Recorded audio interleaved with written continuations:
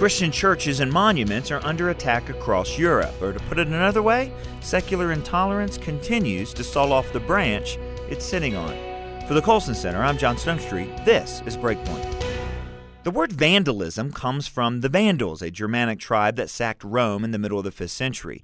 These barbarians, as Roman writers called them, actually behaved much better than their name might suggest. For example, they spared the lives of most of Rome's citizens, and they left her buildings standing, including, notably, Christian churches. This was because the Vandals themselves claimed the name of Christ, although their theology was of a type that was condemned by orthodox Christians.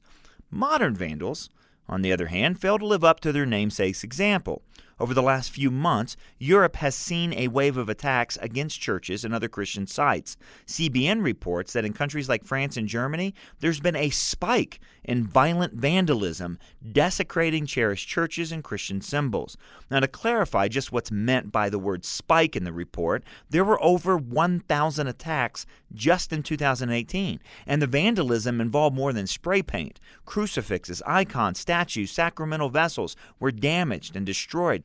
Sometimes attacks included human waste. According to Roman Catholic clergy in France, an average of 2 churches each day are desecrated, and that doesn't include Protestant sites. Recently, the Reformation Wall in Geneva was hit. The intended message of the Vandals was made obvious by the rainbow paint that was dumped all over the statues of 16th century reformers William Farel, Theodore Beza, John Knox, and John Calvin. This wasn't even the first act of vandalism at this site this year. Back in March, feminist activists graffitied the Reformation monument with the insightful message, "Where are the women?" Around the same time, Newsweek quoted Ellen Fantini, the executive director of a Vienna-based organization that tracks religious discrimination. She said that while the motives and identity of vandals aren't always clear, France in particular faces a surge of anti-Christian violence by, quote, anarchist and feminist groups. According to Fantini, attacks were up 25% there in March over the same time last year. The fact that Christianity is no longer Europe's dominant religion and hasn't been for some time is, of course, not new news. Pew Research reports that while a majority of Western Europeans still identify as Christians, just 22% attend services at least once a month. Compare that with the U.S., where it's about half that attend regularly.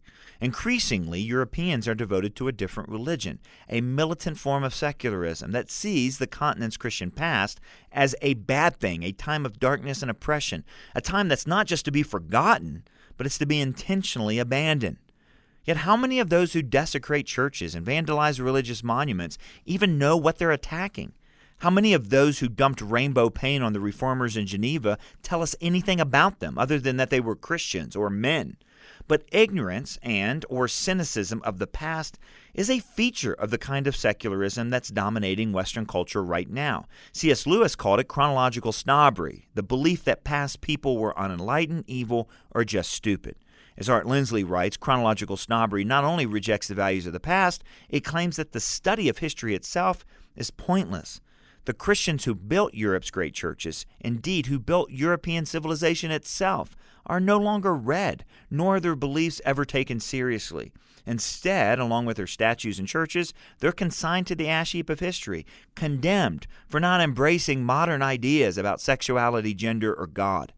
Ancient Rome was sacked by Vandals. Western culture today is being sacked by ideas, bad ones. It's a sad fate for a continent that was once alive with Christian faith and even today is still littered with its buildings and monuments. For Breakpoint, I'm John Stonestreet.